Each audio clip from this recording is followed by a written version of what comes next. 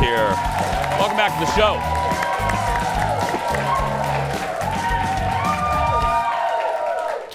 Well, besides the chocolate bunnies, deviled eggs, an Easter feast really isn't complete without a mocktail, cocktail, glass of wine. Most of us go for the tried and true mimosa, but why not step out of your comfort zone for this year's brunch? Here with some unique pairings for Easter. Give it up for the wine diva, Leslee Miller. Did you say mocktail? Well, I just, I'm just kidding. Anyway, I want to start by saying congratulations. My sister here, I'm very proud of her. This is the 20th anniversary of her business, Amusée Wine. 21. That's right. 21. That's 21. Right, 21. Yeah. I love it. A great entrepreneur, and this was one right there. Look at that. There you are. Baby Leslee. It's really, no, seriously, you start, it takes a lot of courage to step out, do what you love, and turn it into a business. And, oh, look, it's us in our natural habitat. Hey. There we go, yeah. Okay, so these are great alternatives. So where are we starting, friend? Well, I wanted to make one of the hottest conversations in cocktail world right now is the classic daiquiri. Did you know that? Such a hot topic right now. And we're not talking the Red Lobster blended like my mom and I used to do. Right. Yeah. It is literally bartenders are walking into bars saying, hey, make me a classic daiquiri. If you don't know what that is, then you shouldn't be in bartender world. That is, the base of it is always rum and then simple syrup and squeezed fresh lime. But what I did here instead, this is a very cool little distillery out of Chicago. They're called Leatherby. They're pretty culty. They have a really big following. They bring out a seasonal, they make something fresh and seasonal. This has kind of a coconut, like tropical vibe, and this is gin, Jace.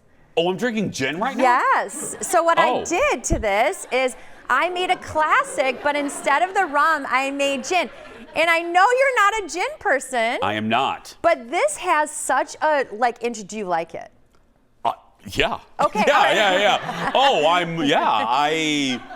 Daddy like. Because it's not ginny, right? It's not ginny at all. Because gin to me tastes like I'm drinking Pine Sol. That's right. Yeah. That's right.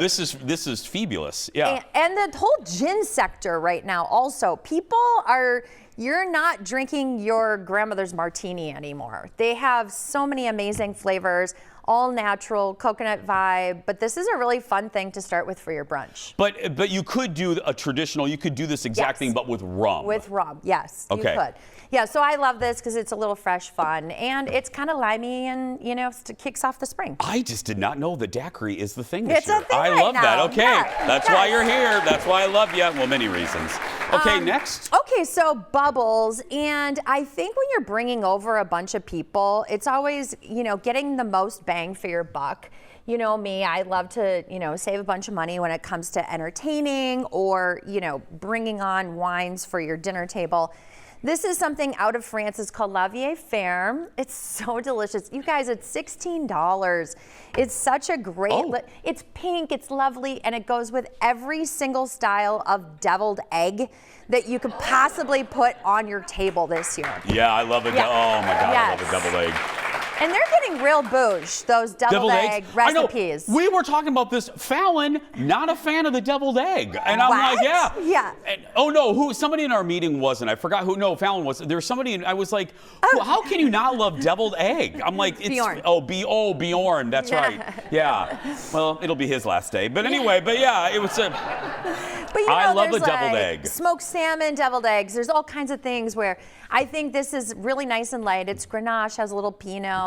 It's light and just crazy affordable. I love that. This, correct me if I'm wrong, a good transitional into summer. This would be a good summer on the deck. Fun, yeah. Okay, love that. Yes, love that. Okay, so the other thing too is that Riesling is always a huge star for this holiday. Okay. Because Didn't know that. of hams and again, they kind of go with deviled eggs. But I brought you something from California that is a Riesling blend. And this is so sort of off kilter when you think about blends of white grapes. This is dry Riesling with a little kind of creamy Chardonnay in the middle and a little Chenin Blanc. And I just think it is such a stunner. I like the, I love the label. Yes, and it grows out of this beautiful kind of rock slate soil. And so it has this crispiness and a crunchiness to it. Ooh.